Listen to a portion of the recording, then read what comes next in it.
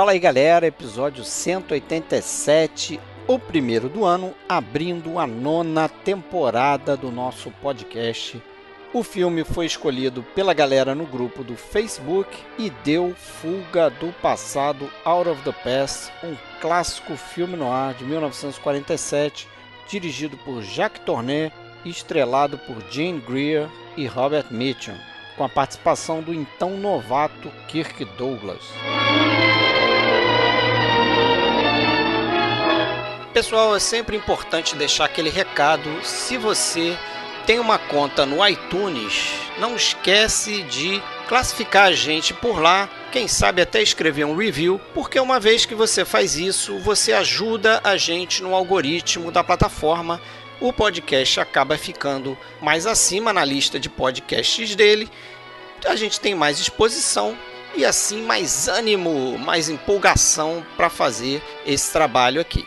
Você pode ouvir a gente diretamente no nosso site, filmesclassicos.com.br. A gente também tem uma conta no YouTube. De vez em quando a gente posta alguns vídeos interessantes lá e a gente faz as lives pelo YouTube. E se você quiser, você pode ouvir a gente no Spotify, também pode classificar a gente lá, ou em qualquer outro agregador de podcast. Basta procurar pelo nosso nome, Podcast Filmes Clássicos.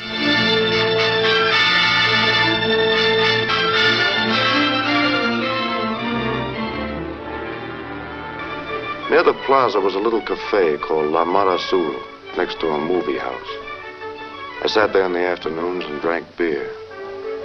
I used to sit there half asleep with the beer and the darkness. Only that music from the movie next door kept jarring me awake. And then I saw her, coming out of the sun. And I knew why Whit didn't care about that 40 grand. Então, galera, feliz ano novo para os senhores. O que vocês acharam da fantástica final da Copa do Mundo, hein? Puta merda, vitória brasileira, finalmente esse Hexa chegou. Bom, estamos zoando. É melhor fazer outras aberturas. Estamos zoando preparar aqui. para todos os cenários. A gente não sabe, né? Estamos gravando, na verdade, antes do início da Copa, mas esse episódio, você que está ouvindo, sabe que está sendo publicado no dia 1º. Já estava escrito, eu sabia que ia dar o Bi da França, cara. Bi da França, né? Aliás, o Tri, né? Bi o Tri. Alexandre Cataldo, fala aí, Alexandre, falando de Blumenau, tudo bem, cara? E aí, Fred, tudo certo? Começando mais um ano. E aí, pessoal que está nos ouvindo, obrigado por nos aturarem a cada 15 dias. E agora vamos para mais uma temporada. Para a 9ª temporada, hein? Porra, daqui a pouco estamos fazendo 10 anos aí. E de longa data está aqui também Marcelo Renó. Fala, Marcelo, voltando depois de um bom tempo, hein? Brigadão, fala Fred, fala Alexandre, todo mundo que escuta aí. Feliz ano novo, né? Meio esquisito falar isso em novembro, mas enfim, vambora. Coisas do PFC, né? Vai ser bacana aí, vamos ver. Cronograma adiantado. E dessa vez estamos aí para falar de mais um filme, como fazemos normalmente, né? Tem sido tradição aqui, o primeiro episódio ser um episódio de filme. E de novo foi um episódio que a gente colocou para ser votado pelo grupo do PFC. E o vencedor foi Fuga do Passado, Out of the Past, 1947. Não sei se vocês já esbarraram com o título de Fuga ao Passado por aí. Já, se você procurar no Google, tem essas coisas. Para mim sempre foi Fuga do Passado, né? Acho que faz até mais sentido. Claro, é. Inclusive. Para mim também. Eu acho que eu já vi esse outro também, mas eu acho que é só um erro mesmo, não é que já existiu esse título. Eu acho que alguém escreveu errado e replicaram por aí, mas não faz o menor sentido, não. Não sei se é um título, de repente, de Portugal, não sei. Eu sei que tem por aí, mas sempre conheci, acho que Marcelo também, né? Também, Fuga com do certeza. Passado, né? Aliás, assim, se for pensar nas temáticas recorrentes do noir, poderia até fazer algum sentido em tom irônico, né? Que quanto mais o cara foge do passado, mais ele vai ao encontro, né? Ele é sugado, né? Dá pra aceitar, daria pra aceitar nesse sentido, mas não acho que tenha sido essa a intenção, não. Acho que foi erro mesmo. Também acho que não. Mas o título original, Out of the Past, quer dizer algo como vindo do passado, né? Como se o passado estivesse perseguindo um personagem. Quem vê o filme entende isso aí. O filme de 1947 é, para mim, um dos grandes anos do filme noir, né? Você teve Dama de Xangai, Brutalidade, o Nightmare Alley, Odd Man Out, Corpo e Alma, Beijo da Morte, Rancor. Crossfire, né? Que é o Rancor. É o Rancor.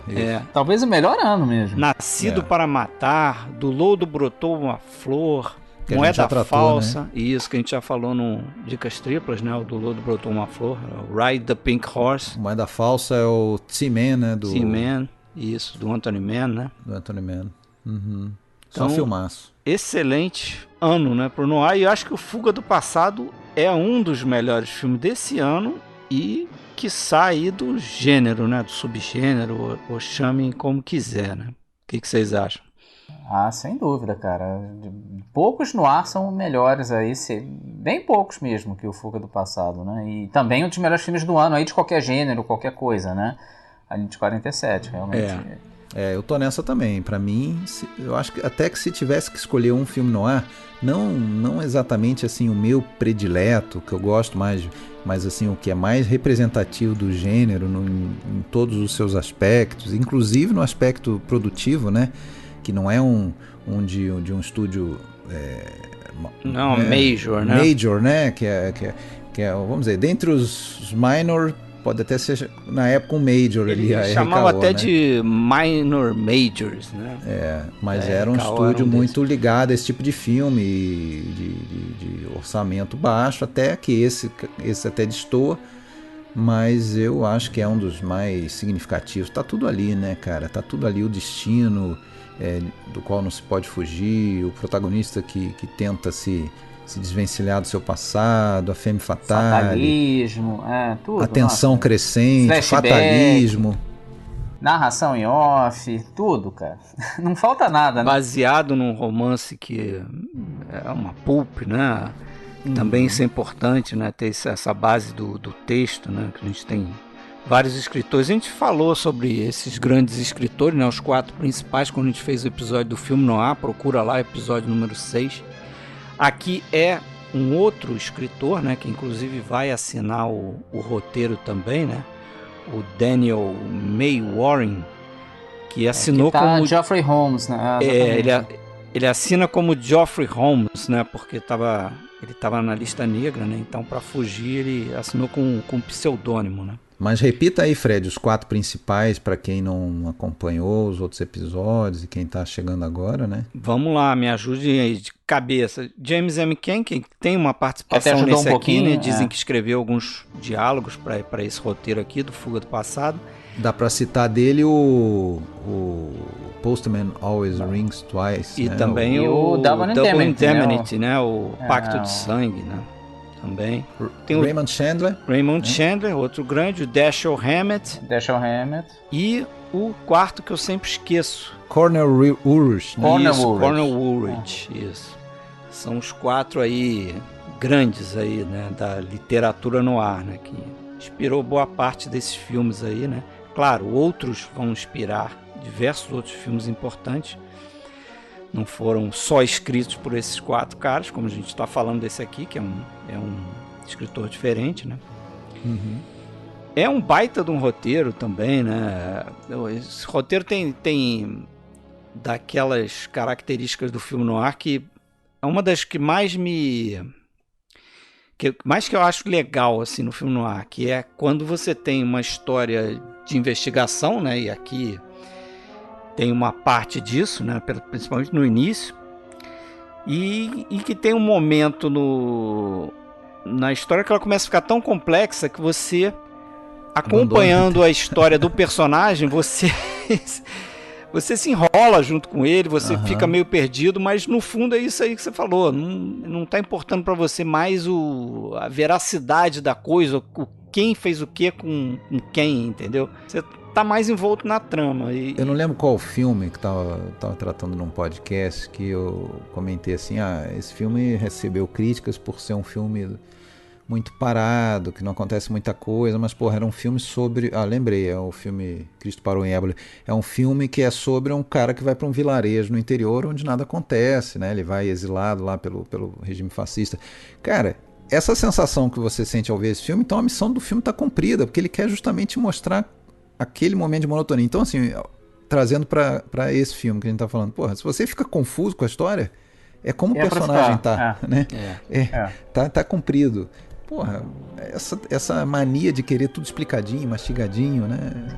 E dá pra entender também. Dá pra entender. Isso que eu queria falar. E depois de ver o filme algumas vezes, com atenção nos detalhes, porra, dá pra entender tranquilamente. Não tem nada. Mas mesmo na primeira vez, não pode moscar. Não é uma beira do abismo.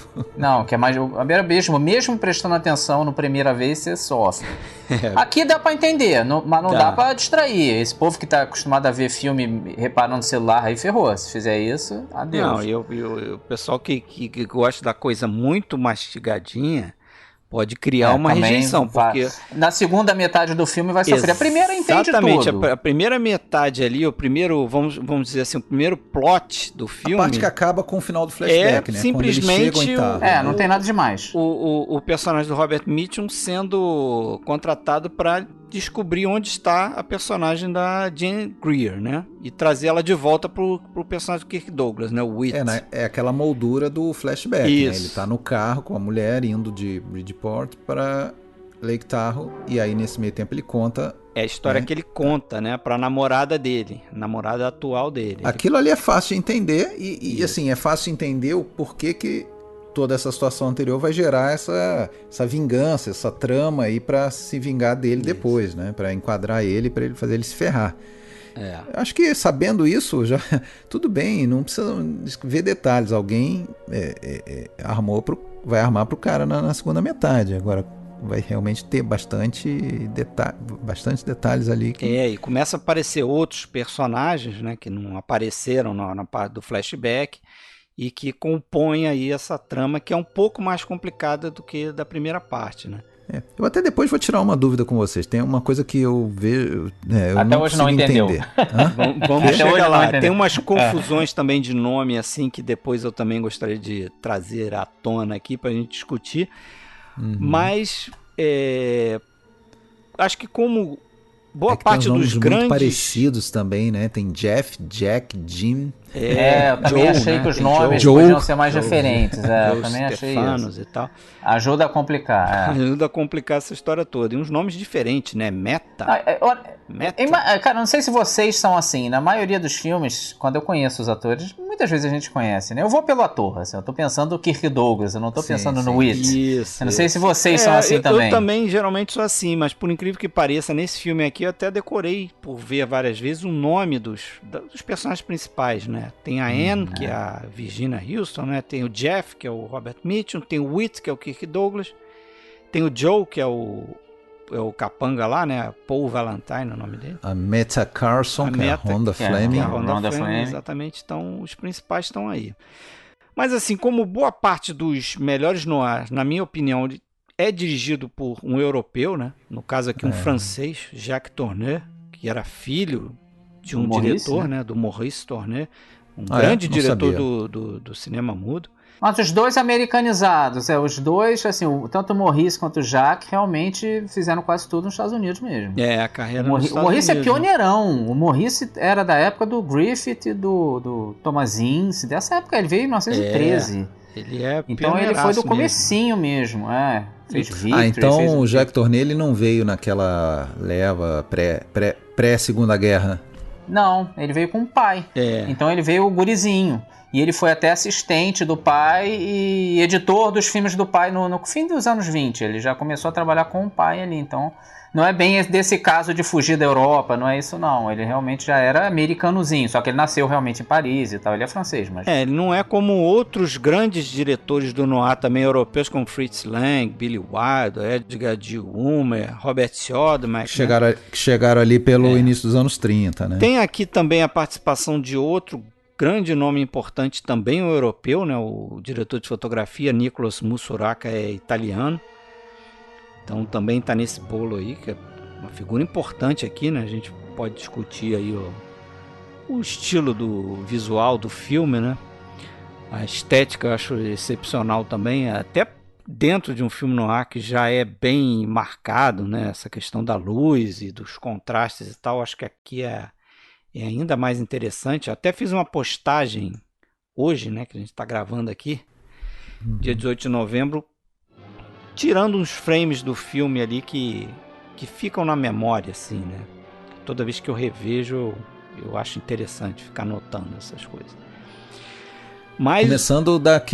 Começando daquele contraste principal, né, entre que a gente vê no início do filme e no final, né, daquele ambiente com bastante exposição, né, a luz ali do Bridgeport, né, tanto lá na borracharia, depois lá no lago onde ele está com a namorada, no final também. A luz, vamos dizer, o filme começa, né, diurno, né? Uma coisa, em geral, o filme no ar. Mas é a menor parte do filme, o resto é tudo sombrio, né? É interessante isso, porque o filme começa justamente como você está falando, né? Você tem sol para tudo quanto é lado, as cenas se passam de dia. E até ele é um pouco romântico com a mulher, assim, é um pouquinho na beira do lago, né? Que aquilo ali é tudo bem iluminado, quase não tem sombra no rosto dos personagens e tal. E em contrapartida, quando ele vai lá para Lake Tahoe e quando ele volta para a cidade, né, na segunda parte do filme, aí praticamente são cenas à noite, e você tem um grande contraste dessa sequência aí à beira do lago, do início do filme, com a sequência final entre os personagens ali da Virginia Houston, né, a Anne, e o Robert Mitchum.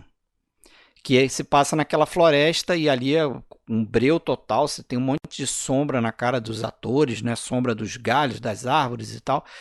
E são dois contrastes assim, bem marcados, e é claro que isso é proposital, né? Porque estão momentos diferentes ali. Ali vem um destino trágico e no início você está naquele paraíso bucólico ali, né? Que é como o Marcelo falou aí, até difícil de você ver um filme no ar começando dessa forma, né? Você vai ser feliz ali também. Acabou. Aproveita enquanto tem. Isso é tudo meio que dito, né? Ele próprio naquela cena do lago, dizendo que ele queria construir uma cabana ali, passar o resto da vida com ela. Isso. Enfim, aquele sonho de levar uma nova vida, apagar o passado, mudou o nome, né? Foi achado meio por acidente. E depois a gente fica sabendo que, na verdade... Pelo que eu entendi, se passaram 5 anos, né, dos eventos que ele narra no flashback até o Joe topar com ele meio, quase que por acidente ali. Não naquele momento do encontro, né, mas ele teria passado e visto ali ele calibrando um pneu lá, enchendo um tanque, alguma coisa. Gerenciando o posto, e depois viu o letreiro lá que o nome dele era Bailey, né? Estava escrito Bailey ali, ele tinha mudado de nome. Mas é interessante que justamente quando ele está falando essa história de que gostaria de ter uma casinha naquele lago, não sei o que, casar com ela, vem o menino mudo que trabalha para ele e rompe aquela harmonia ali, porque ele está trazendo a notícia que o passado chegou na cidade, né? Porque justamente esse personagem do Joe Stefanos chega atrás dele, né? Eu fico sempre na dúvida do garoto, se o garoto sabia do passado do Jeff, né? Ou não, mas ainda que não soubesse, ele pressente alguma coisa, ele percebe, até pela roupa de gangster mesmo, né? É curioso que o garoto é mudo e tal no filme, mas é o Dick Moore. Esse Dick Moore, ele fez a voz do Pinóquio. É curioso que ele... No desenho da Disney? Ele aqui faz um garoto surdo e mudo, e na vida real, realmente, os destaques da carreira dele foram fazendo voz de desenho da Disney. Quando ele não tinha rosto, né? Engraçado. Se você reparar o rosto dele, é o rosto do Pinóquio, que a Disney fazia isso, né? Fazia o personagem meio imitando a pessoa que dava a voz. Fisicamente a pessoa, né? Que lembra o Pinóquio. Realmente, né? Lembra mesmo. Ele tem um rosto... Ali ele já era aquele caso, né, de criança que fez sucesso e já estava começando a deixar de fazer, né? Envelhece. Inclusive ele não era um garoto, né? Ele era. Não, ele tinha, não era tão novo. 21 anos. Ele era um ano mais novo. Ele parece mais novo do que era, exatamente. Ele era um ano mais novo que a Jane Greer só, e praticamente a mesma idade da Anna ali, da atriz que faz a Anna, a Virginia. Esqueci o sobrenome. Virginia Houston, Virginia Houston. Virginia Houston, Então, ok. Mas tá bom, ele tem essa função, e ele tem então essa sensibilidade, né, como geralmente se atribui a aquelas pessoas a quem falta algum sentido, né, de compensar a sensibilidade. Ele percebe isso no final, e no final também a gente em nenhum momento viu o Jeff pedindo ao garoto que mentisse, né? Para liberar ele emocionalmente a Anne. É, mas ele toma essa decisão, ele entende ali que era o melhor a fazer. Era bom pra ela, era digno, né? Pra libertar no final, quase ela, meio né? de Bogart, né? De Humphrey Tem essa Bogart, sensibilidade, né? Aguçada.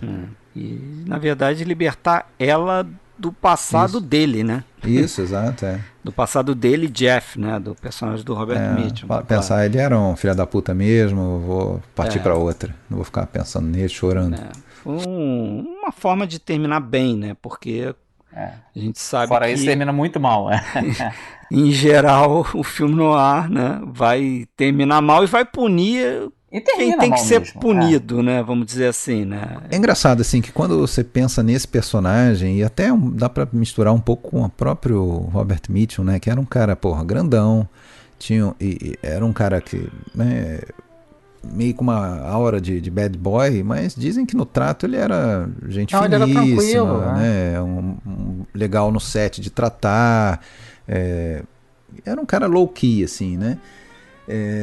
Porque no filme também, se você for ver, o personagem dele, cara, não faz mal a ninguém, né? O personagem, ele não mata ninguém.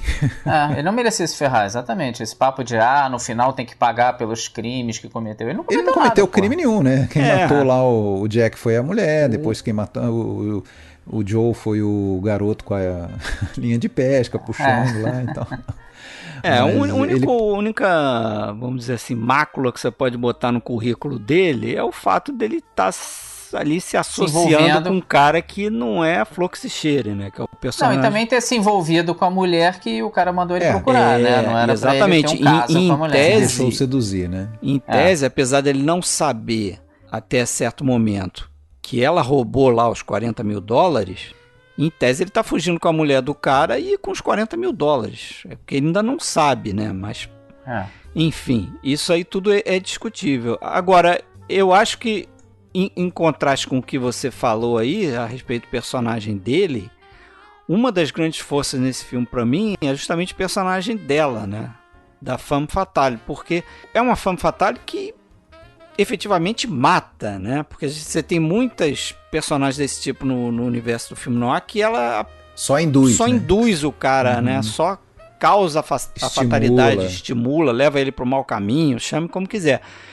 Mas aqui não, ela é a personagem mais perversa do filme, porque até o personagem do Kirk Douglas... ela é femme fatale, mas é a vilã também, exatamente. Exatamente, é a vilã mesmo. Aquela cena em que ela tem a guinada, né? Em que ele próprio toma consciência disso, né? Quando ela mata o Jack Fisher, né?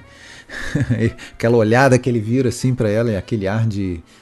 assim, um pouco de atônito e um pouco de desprezo automático por ela. Assim. E ali eu acho brilhante ali, né? Porque o Jacques Tourneur, ele decupa a cena para te mostrar a surpresa do Robert Mitchum, né? Do personagem do Mitchum naquele momento. Aquela virada de rosto para ele, você entende junto com ele ali naquele momento que, porra, essa mulher é um pouquinho mais do que ela parece, né? Inclusive eu não sei se eu tô falando alguma bobagem, mas até aquele momento não é mostrado ou insinuado pra gente que ela tem uma arma, né? Não, pega de surpresa. Né? Você só suspeita porque ela tá meio que metendo a mão na bolsa ali, né? O que ela vai sacar dali? A gente desconfia dela mais porque isso aqui é um filme noir do que pelo que ela fez até ali. Exatamente. Né? Porque a gente sabe que filme noir, né? Filme fatale, a gente já vai esperando, né? Mas imagina ela não uma fez plateia nada antes. Na década de 40 ali, talvez não tivesse essa percepção imediata, né? Mas aí depois você entende que desde o início, né? Aquela situação. Bom, fui encontrada aqui por esse cara. Esse cara é bom, esse cara não vai me deixar escapar. Esse cara é um pato, né? Não, esse cara, mas ele não vai. Se eu tentar fugir, ele vai me achar de novo. Então, o que eu vou fazer? Vou seduzir o cara. E aí depois ela vai fazer isso de novo no meio do filme, eu acho que mais 2 vezes, né? Agora, é curioso que esse começo, ela seduz ele, mas é bem assim, sutil. Porque é mais ele indo atrás dela mesmo, porque ele é que fica indo no bar que ela vai, né? Essas coisas. Hoje revendo o filme, né, várias vezes, a gente sabe que desde o início ela já é... Claro, ela não se tornou má, ela só se revelou depois, mas no início, quando a gente vê o filme a primeira vez, a gente acha realmente que ela cai por ele. Isso não acontece em momento nenhum. E vamos lembrar que ela sai lá da mansão lá do Whit, né, do personagem do Kirk Douglas, tendo atirado 4 vezes nele, né? Parece que uma bala pegou ele. Tinha esse indício aí, né? A gente falou que não tinha nada, tinha isso, né? Você mas já claro que mas o Whit era um vilão também, então assim, a gente acha, ela só se defendeu, né? A gente cai nessa um pouco. E tem uma outra coisa que eu acho bastante interessante nessa história toda, e que eu reparei dessa vez que eu revi, é que a forma como eles mostram a personagem dela é daquela maneira muito de antecipar a chegada nela, né? Você tem o Kirk Douglas colocando o Jeff lá para ir atrás dela, mas conta essa história de que, ela me deu tiro, não sei o que. Você tem o personagem do Joe falando lá mal dela, porque, e tal, não pode nem, né? Na verdade, falando mal dos jornais que deram notícia lá sobre o atentado, né? Do patrão dele. Só que a figura dela é muito antecipada. Antes da gente ver a personagem, a gente já escutou falar dela e a gente fica, quem é essa mulher, né? Que roubou $40 mil do cara, deu tiro nele e quem é? A gente fica na expectativa de vê-la, né? E eu reparei que quase todos os personagens principais, eles são de alguma forma antecipados ali. Tem sempre algum outro personagem falando deles. O próprio Whit, né? O próprio Whit, né? Aliás, o próprio Jeff, né? O Jeff é assim, e a Anne, né? Porque antes de mostrar eles lá naquele lago, tem aquela cena na cafeteria lá que a garçonete fica falando deles com um ex-namorado dela e tal. Estão com ela, não sei o quê. O próprio Whit é antecipado porque a gente escuta ele ser falado ali pelo personagem do Joe, né? Que fala pro Jeff, não, você tem que voltar, ainda estou trabalhando pro meu mesmo chefe, ele quer que você volte, não sei o quê. Até outros personagens como a Meta lá e o tal do Wills, né, o advogado, que vão aparecer no meio pro final do filme, eles também são antecipados ali em diálogos ali, né? Então você está sempre criando essa expectativa de ver esses personagens. Não, e é que você já chega prestando uma atenção especial, né? Se não tivesse essa antecipação, você é uma pessoa que surgiu no filme e tal, não sei o quê. Essa realmente, cena da primeira aparição dela, né? Uma cena icônica aí do filme no ar, né? Tem aquela frase, né? Então eu a vi saindo do sol, saindo da... Que é até literário o negócio, claridade, né? De livro, né? É uma das falas mais famosas, né? Mas tem esse negócio, né? Carrega essa coisa de saindo do sol, vindo para as sombras, né? Vindo para a sombra do bar. E é interessante que sempre, né? Se você reparar, a primeira vez que a gente vê ela, o plano dela é com essa narração e ela já está entrando no bar. Você não vê ela cruzando a rua no sol para entrar na sombra, não. Ela já está entrando na sombra. Então, assim, e depois a cena dela com o Jeff lá vai ser aquela na praia, aquilo ali é a luz do luar, né? É de noite, quer dizer, é um personagem que está sempre aparecendo à noite, né? Ela vive ali nas trevas. Aí tem toda essa questão visual, né? Que é fundamental para o noir. Você colocou, eu até dei uma olhada ali nas tuas fotos, nas fotos da sua postagem, sensacionais, dos frames e tem essa questão da praia, sempre aparecem as redes de pesca ali, né? Aquela coisa simbólica do cara se enrolando nessa rede. Naquela teia ali, né? A Mulher-Aranha ali, né? Lembrando que a história ali nesse ponto se passa em Acapulco, mas isso não foi filmado lá, né? Foi filmado na cidade do México, né? Isso aí é todo estúdio, né?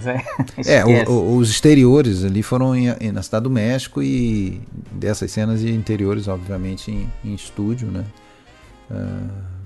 Mas a parte de Bridgeport foi filmada em Bridgeport mesmo, né?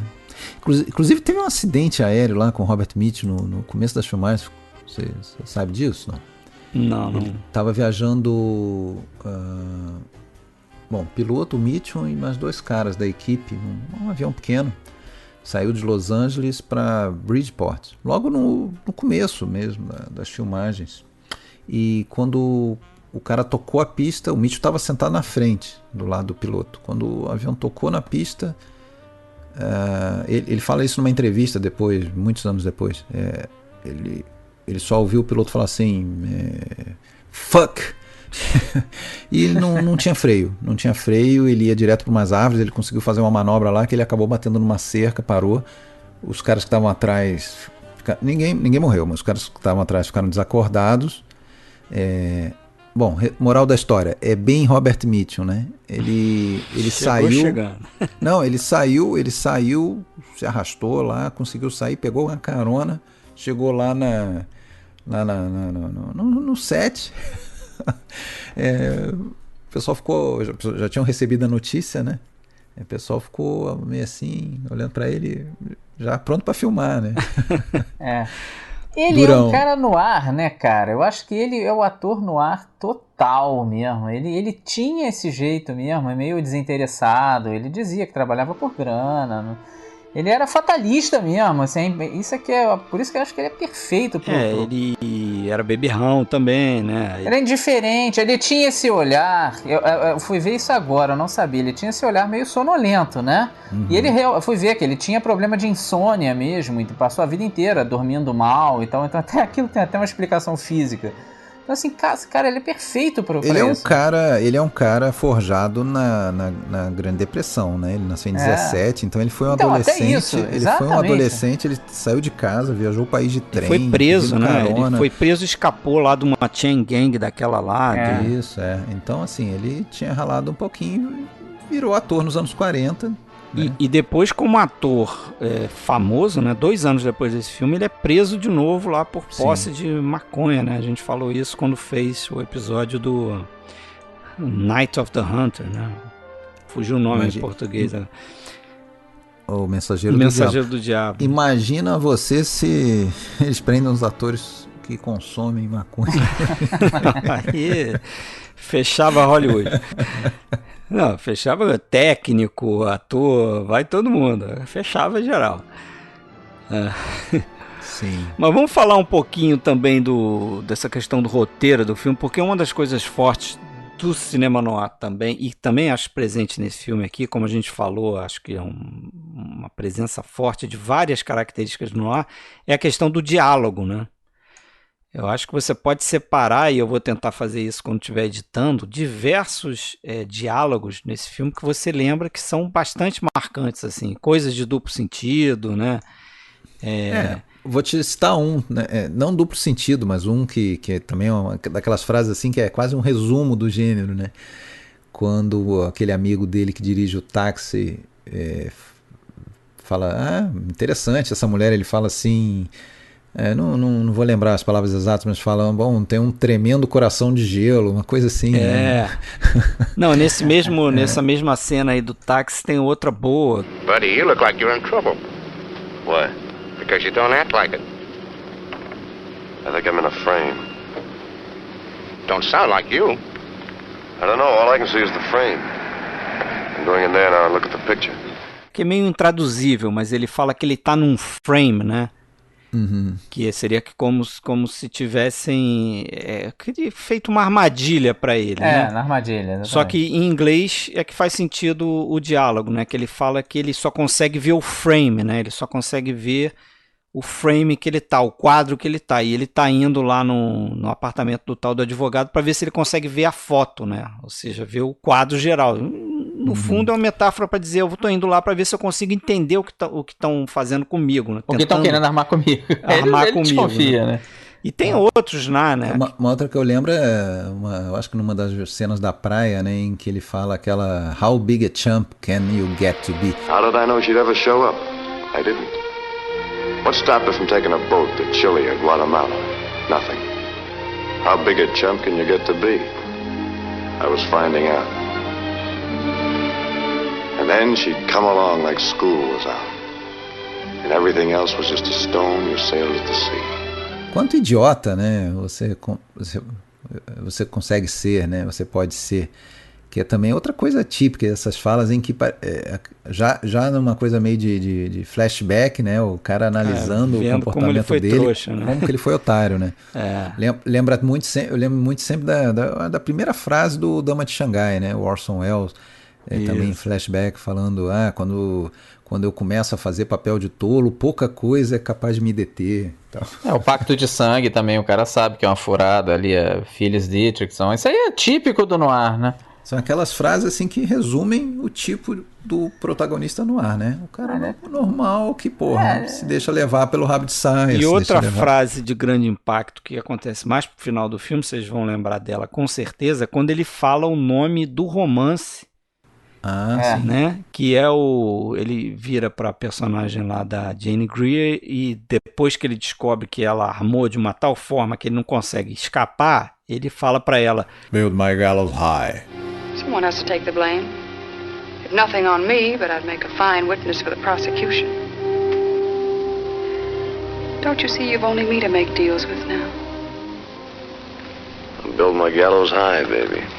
You build my gallows high, baby, né? Quer dizer, a tradução literal seria que você construiu minha forca lá em cima, né? Quer dizer, Você fez a minha forca alta. Você me ferrou todo, Você me fudeu. No final é isso, tu me fudeu e eu não tenho como escapar, né? Exatamente, você fez minha forca lá no alto.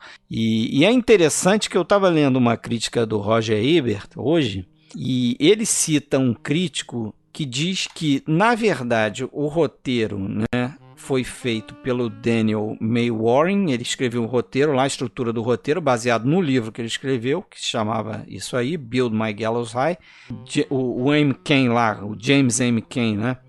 Ele contribuiu com o diálogo, só que na verdade os dois diálogos desses dois escritores não serviram para nada. Diz que o diálogo do Cain foi ainda pior do que o do Daniel May Warren. E um outro cara foi chamado, ele era um escritor de filmes B chamado Frank Fenton, e esse cara que teria feito os melhores diálogos do filme, né?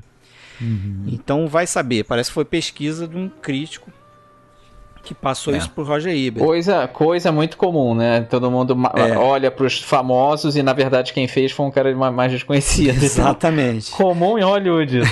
No Reino Unido o filme ficou com o título original igual do livro, né? Build My Gallows High. E nos Estados Unidos o título foi tirado do verso de uma música, né? Que é justamente essa música que a gente escuta. Aliás, devo dizer, isso me irrita muito. Principalmente nesse filme. Eu acho que é a única coisa do filme que eu não gosto. Essa coisa da canção do filme tocar o tempo todo, em todas as circunstâncias. Então ela toca no rádio, no jazz club lá, não sei aonde, eles tocam em ritmo de jazz, no outro boate toca no outro ritmo. Quando ele tá fazendo a mala, ele assovia essa música. Você sabe que eu nem percebia, cara. Eu nem saberia cantarolar a música aí, se me pedisse. Então, o tempo todo isso. Pro seu delírio, vai tocar bastante aí no fundo do podcast. E aí, no último verso, essa música é From Out the Past Where Forgotten Things Belong. Enfim, e daí veio o título da original nos Estados Unidos, né? Do filme. Que é um baita título, né? Eu gosto bem mais do que se fosse Build My Gallows High, né? Ficou melhor, realmente. Agora, eu descobri um negócio da Jane Greer. Ela tinha tido um rolo aí com o Hughes, né? Por isso que ela tá aí. Um negócio bem enrolado mesmo. Bem enrolado mesmo. Tava lendo alguma coisa. Ela chegou a processar ele, né? Mas antes, quando ela tinha 18 anos, ela tinha sido modelo e tinha feito algum outro trabalho que chamou a atenção do Hughes. Ele foi mandar a agente dele para ir buscar ela veio para Hollywood com a mãe. Ele deixou elas praticamente trancadas ou confinadas num quarto de hotel por meses. Uma coisa meio misteriosa. Cárcere privado. Assim, esperando o momento que ele fosse lá tratar com elas, mas ele não aparecia. Então elas ficaram lá até que ela daí se cansou disso, começou a sair escondida e conheceu um músico lá e se envolveu com o músico, começou a namorar. Até que aí o Hughes chamou e já foi lá falando: olha, eu tenho uma pessoa que te segue, eu já sei que você está enrolado com esse cara, você tem que parar de ver ele, não sei o que. E aí ela ficou putíssima, né? E largou essa história, né? E casou com esse cara, e casou com esse músico, né? Quando o casamento com esse músico, vamos dizer, terminou, aí o Hughes se reaproximou dela, foi lá, só que aí já com uma outra coisa, aí com interesse até pessoal, acabaram namorando e tudo. Mas realmente, na época do Out of the Past, ela ela já estava processando ele, ou tinha processado. Aliás, um negócio super estranho, porque ela processou ele acho que para sair do contrato, né? Isso. E mesmo assim, o Hughes continuou chamando ela para os filmes, né? Mas depois começou a escantear. Depois essa fase isso já até acabando. explica, porque eu não sei vocês, eu acho ela excelente nesse filme, assim. Eu fiquei me perguntando por que ela não teve mais papéis interessantes, né? Eles chegaram a fazer, ela e o Mitchum chegaram a fazer um outro filme, Maldição. Né? Cais da Maldição, que é o The Big Steal. Gosto bastante também desse filme. Só que eu acho que eu só lembro dela nesses dois, assim. Ela não emplacou muito. Papéis Isso de que peso. ele fez com ela, assim, eu não sei toda a história, né? De repente a gente tá falando besteira aqui. Não é que ele prendia a pessoa não pode sair, não é isso não.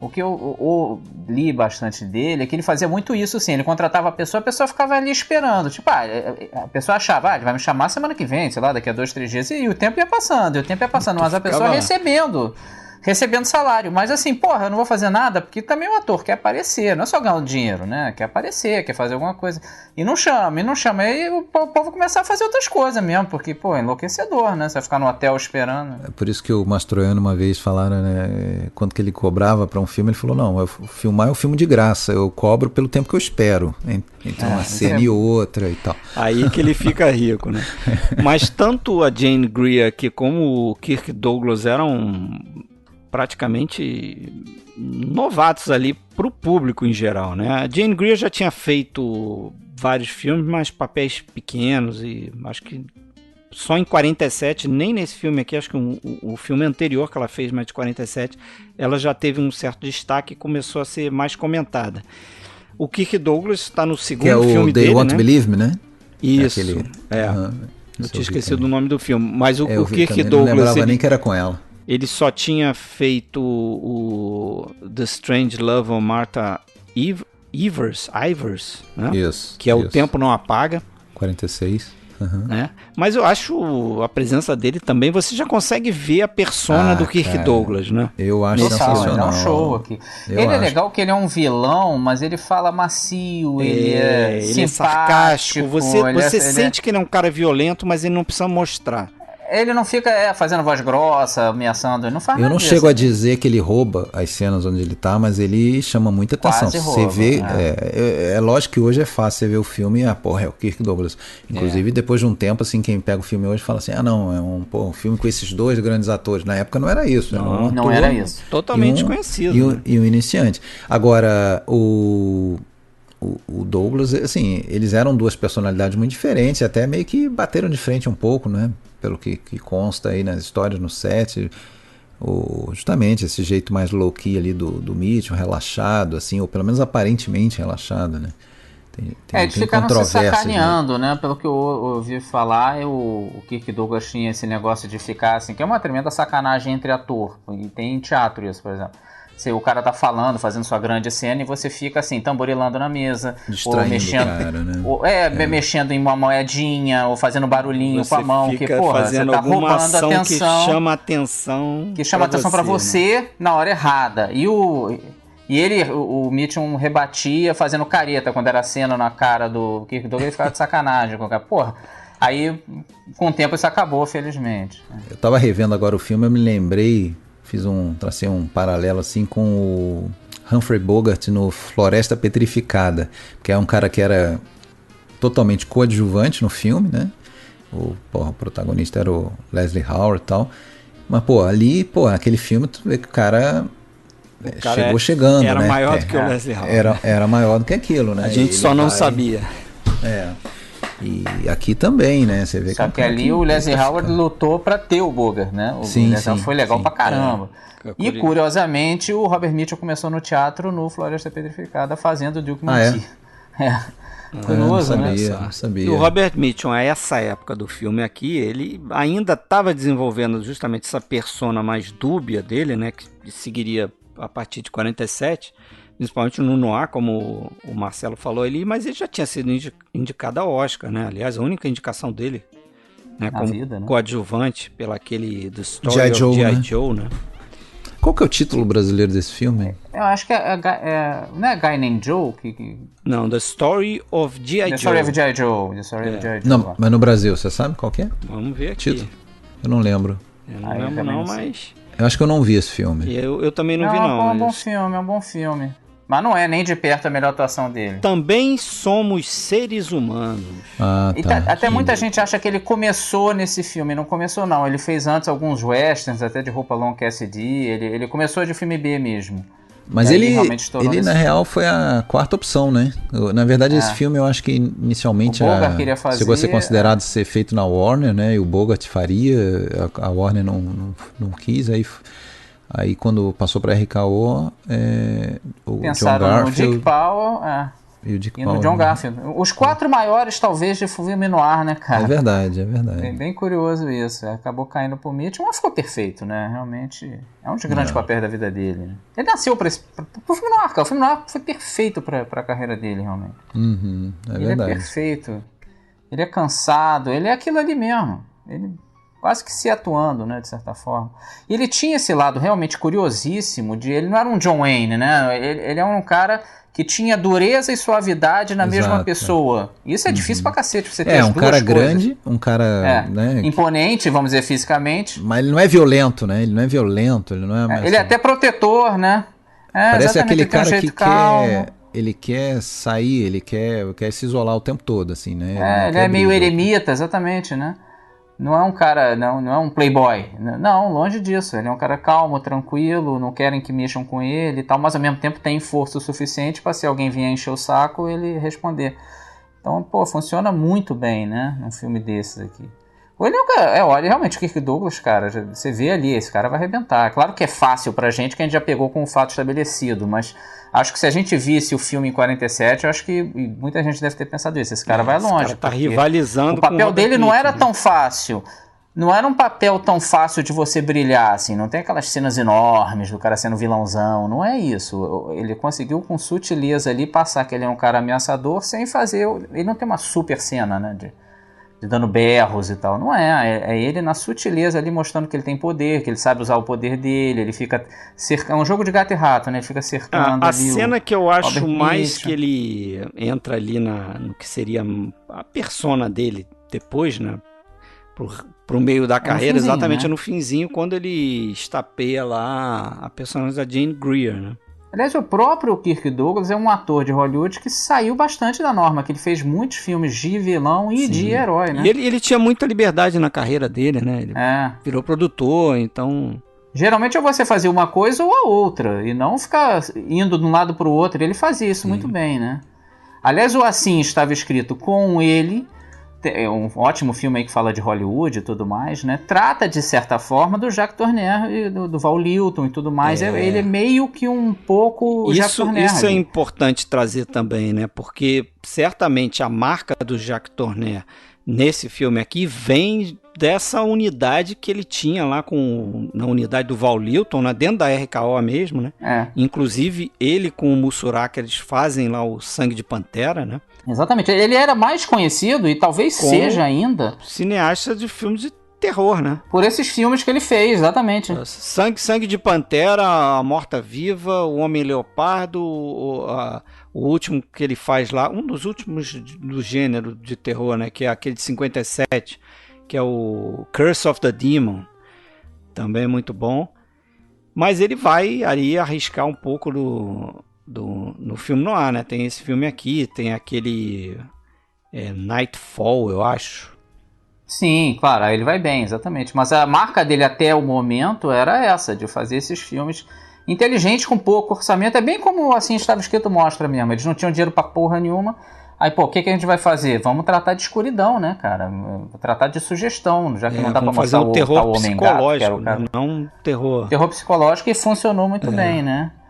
Realmente. E acho que isso acaba que o filme noir vai também nessa balada, né? Nessa linha, né? De não ter violência direta, né? Tanto assim. É pouco, agora, Fred, né? Fala um pouco mais então aí dos lances da fotografia que te chamaram a atenção, esses frames que você capturou ali, o trabalho do Mussuraka. É muito bom, mas eu acho que você sabe expressar isso melhor. Não sei nem se eu sei me e expressar tão melhor em relação a isso, mas... O lance da fumaça, muito presente, né? Ele... Não sei se vocês repararam, mas os caras estão fumando, mas é o tempo todo, cara. Não, mas isso era a época mesmo. Na época, aí mas não eu é acho que esse mesmo filme, na não. época, esse filme aqui se destaca, cara. Que eu acho que praticamente todas as cenas tem alguém fumando. Mas você vê um Casablanca, o Bogart tá o tempo todo fumando. Era a época mesmo. Tô falando da fumaça, realmente. mas a fumaça, o cara precisa iluminar de uma forma diferente, né? Tem que iluminar de trás, né? Pra mostrar a fumaça, pra imprimir lá no negativo. Ele usa muito essa questão do backlight, né? Às vezes para fazer silhueta e às vezes para fazer só o contorno ali do rosto, né? Tem uma dessas frames aí que eu postei lá no grupo que vocês vão lembrar dessa cena, que é um plano fechado ali na cara dos dois, é mais pro final, na cara da Jane Greer com Robert Mitchum, e eles estão perto de uma porta e tem só uma luz por trás. E você vê que eles estão mais iluminados por trás do que estão pela frente. Então estão quase falando em silhueta e tem uma luzinha assim no brilho fazendo um brilho no olho dela e tal. Então, o cara constrói umas imagens... Fantástico. Que conversam totalmente com esse universo do filme noir, né? E filme noir tem que ter essa fotografia bem trabalhada, né? Com Senão alto não contraste, vale, né, cara? né? É quase isso. Uma fotografia besta diminuiria esse filme aqui muito, né? E ela é muito bem feita. Com planos que você repara, às vezes, muito mais sombra do que luz, né? Eu até já citei isso, o John Alton falava que para ele o importante é o que você não ilumina, né? Quer dizer, a escuridão, às vezes está dizendo mais do que aquilo que você está iluminando. Então ele faz isso, às vezes ele usa a escuridão para separar alguns personagens, né? Porque a ideia ali na cena... E os dois, né, juntos, você... E o Mussuraka e ele faziam isso nos tais filmes de terror. Isso. Então eram caras perfeitos para isso aqui, né? Para filme noir, né? Ele se preparou para filme noir antes de saber o que ia fazer. O Sangue de Pantera é muito dessa linha também, né? É total isso. Não tinha dinheiro para fazer. Não tinha dinheiro para levantar um cenário bacana, ou mostrar muito detalhe da cena, você jogava para escuridão também, né? Mas é claro, tem a função dramática que cabe no terror e cabe no filme noir também. O próprio Cidadão Kane também filme da RKO. Eu até escrevi desses frames ali, nessa cena final lá dos dois personagens, a Anne e o Jeff, né, naquela floresta. Às vezes parece que você tá vendo um filme de terror, assim, em termos de iluminação, né? Escuridão ao redor. Com as sombras dos galhos. As sombras dos galhos cortando o rosto da personagem, entendeu? Uhum. Então, é sensacional, assim. Mesmo dentro do filme noir, eu acho um dos melhores trabalhos. Sem dúvida. Agora, deixa então eu lançar minha dúvida, aí. que eu queria que vocês me ajudassem. Eu consigo entender praticamente tudo no filme e acho até que esse ponto, para mim, nebuloso... Não é onde fica Chile e Guatemala, não, né? Porque eu não conheço essa cidade. Mas depois a gente fala disso. Falei. Não, é Chile e Guatemala, não é? Chile e Guatemala. Ele dá duas opções. Ele dá duas opções. Ele dá duas opções. Na verdade, essa fala aparece duas vezes no filme. E das duas vezes eu achei que eles estavam se referindo a... Não, ela falou assim, acho que não. Seria uma Chile ou para Guatemala. Ou para Guatemala. Não chega a falar não fala a palavra ou, mas Chile, Guatemala. Porque tem uma, só para eu me defender, tem um momento ali que o Kirk Douglas pergunta para ele, tá, mas onde ela está, não sei o que, ele fala Chile, Guatemala. I don't need a crack like that any more than I need your dough, which is what I've been telling you. I missed her. The dame caught a boat south. Where? Look, I got along before this job. I ate good and I grew as big as you did, and if there's something you don't like, you can say so. I just asked where. Chile, Guatemala. Eu sei que ela foi pro Chile e Guatemala. Onde fica respostas isso, né? aleatórias. Não, exatamente. Pode ser ido para qualquer lugar. Ou pode ser que eles erraram mesmo. Acho difícil, não. Nesse nível de canelada, acho difícil. Os caras achavam que Buenos Aires era capital do Brasil, porra. Tudo é possível. Não, mas não em filme. Não tem essa. Mas a minha dúvida é a seguinte. Na segunda parte do filme já acabou o flashback, chegaram em Tahoe. Até não entendo muito bem, a namorada assume o volante e vai pra onde, né? Ela volta fica no hotel ali em Tahoe, com o carro dele, né? Ela volta pra Bridgeport. Ele chega com o carro, pega ela na casa dele, aí ele fica em Lake Tahoe e ela volta com o carro. Eles vão fazer a viagem, eles vão pra Tahoe, né? Que é ali umas 2 horas de viagem onde eles estão, beleza e tal. Agora, alguém chamou para conversar. De onde vem essa suposição para começar? Isso não era o que eu ia falar, mas eu até lembrei disso também. Essa suposição de que ele ia ficar lá dias, ia pernoitar. Pois isso é um pouco estranho. Ele ia voltar de Uber depois. É estranho, né? Tipo, lá, eu vou ali falar com o cara, você me espera ali, fica ali, vai ali fazer umas comprinhas e tal, depois volta aí para me pegar. Não, ela vai embora. Ela deixa ele ali, ó, te entreguei aí para sempre, tá? Não, porra, é estranho, mas tudo bem. Beleza, isso não é. O que me chama a atenção é que aí é feito lá todo aquele esquema, né, para enquadrar ele, e passa por ele ir lá se passar por primo da personagem da Rhonda Fleming, vai no apartamento, conhece lá o tal do Leonard Eels, né, que é o cara que tá com os documentos lá que podem... Do imposto de renda lá, né? Do imposto de renda que podem levar o Whit a ser preso e tal. Muito bem. Eles saem dali, saem juntos. Nessa altura o Jeff já sabe que tem alguma coisa rolando, ele tenta avisar o cara, não sei o que. Ele dá uma dica pro cara, eles saem daquele prédio. Ele tinha ido lá na tal da 1140 Fulton Street, lá em São Francisco, né? Beleza, eles saem dali, né? Eles saem dali, entram no táxi do amigo, né? Aí vão para um outro lugar, que é o tal do Mason Building, né? O que tem no Mason Building? Só é o escritório do cara? Eu acho que é. Eu fico sem saber. Ele vai pro Mason Building. É que é ali que estão os arquivos, eu acho, do cara. Sim, aí a mulher sobe. Isso. Ele finge que vai embora, mas não vai, fica escondido. Ela desce levando a maleta. Beleza. E aí a gente vê, então, ele subindo. Aí ele fala com o cara do táxi: olha, você vai lá pro apartamento. E ele sobe. Ele sobe ali para fazer o quê? Bom, tudo bem. Mas detalhe, aí ele sobe e aí o plano seguinte, a gente vê ele entrando no lugar e achando o corpo do Leonard. Porra, que era no outro prédio. Isso me confunde pra caramba. Mas foi isso, porque eu acho que tem um momento ali, eu posso estar confundindo, tá? Não tem um momento que ele entra num escritório e ele sai até os caras, os seguranças lá na porta perguntam. Não, isso é no bar de North Beach, lá o bar do que é de propriedade do Whit, né, que ele vai lá para pegar os documentos, isso depois, né, que ela rouba os documentos. Eu tô falando quando ele encontra o corpo do Leonard e carrega pra dentro do armário. Ele subiu onde ela foi. É que assim, é seguido, entendeu? É porque eram lugares diferentes e a gente vê, então, ele, depois que a Meta sai com a maleta, aí ele dá uma instrução pro motorista de táxi, vai lá pro apartamento do Leonard me esperar. Pô, o apartamento do Leonard, onde eles acabaram de sair falando com o Leonard vivo, então se o cara foi morto, ele tá morto lá. E ok, eu sei que é lá que ele tá morto. Mas só que nesse momento a gente vê o Jeff entrando no outro prédio do Mason lá e tal, e a gente não vê o que acontece. O próximo plano é ele abrindo a porta e encontrando o corpo do Leonard, que é no outro prédio. Isso me confunde. Parece que ficou faltando uma coisa ali, sabe? Eu não lembro. Eu achei que era o mesmo prédio. Também não tive essa sapiência. O negócio é confuso.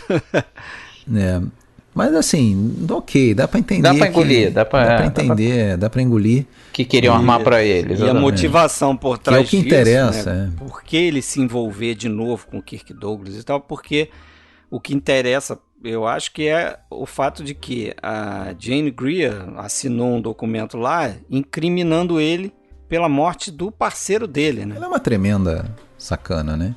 Então, por isso que ele resolve se envolver de novo com esses caras para poder resolver isso. Aliás, ela usa isso até o final, né? Mesmo depois que ela despacha o Whit, né? Aí ela passa a usar isso como... Agora, isso aí também é outra coisa a ser discutida, né? Porque, bom, ela matou o Whit. Tudo bem que quando ela matou o Whit, ela ia presa, né? Então, assim, claro, ela é uma sacana, óbvio. Tá. Mas eles estavam começando a armar pra ela. Eles estavam começando a armar pra cima dela. Ela ia pra cadeia e tal. Minha dúvida seria, por que ela faz questão de levar o Jeff com ela nesse momento? Ela leva com ela como vamos dizer, um escudo, né? Pra poder manipular e também imagino gosta usar. Um pouco do cara, mas claro que ela no comando, mas eu acho que gosta um pouco dele, não acho que é só escrotidão, né? Bom, mas ele a essa altura não mais, né? Já deixou de ser bobo ele e já avisa a polícia, né? E se suicida praticamente, né? Tem um pouco esse lá, ele sabe que ele vai dançar ali, né? Quando ele tá indo em direção... Na verdade, se não tivesse, ela não tivesse atirado, se ninguém tivesse atirado na polícia, provavelmente eles seriam só presos, né? E, enfim, talvez ele conseguisse provar alguma coisa assim, não sei. Mas eu acho que ela é do time da ação, né, cara? Eu acho que ela não ia só ser presa, não. Mas ela não deixou barato, né? Como é que ela fala? Seu traidor... Agora, o que eu acho curioso, só um detalhezinho que eu falei na questão dos nomes, é que ele, quando conta a história dele lá para Anne, ele diz que o nome dele, na verdade, é Jeff Markham, né? Markham, sim. Esse é o nome que ele é conhecido no passado. Tem um determinado momento ali pro final do filme que todos os personagens começam a chamar ele de Bailey. Pois é. Porque eu entendo os personagens da também. cidade chamarem ele de Bailey, porque ele é conhecido como Bailey naquele tempo presente. Lá. Só que no passado ele é conhecido como Markham. E aí você tem o personagem do Kirk Douglas falando com a Jane Greer, não, o Bailey, não sei o quê. Aí você tem o Joe falando com o outro, eu vou atrás do Bailey, não sei o quê, Bailey. Não faz muito sentido, né?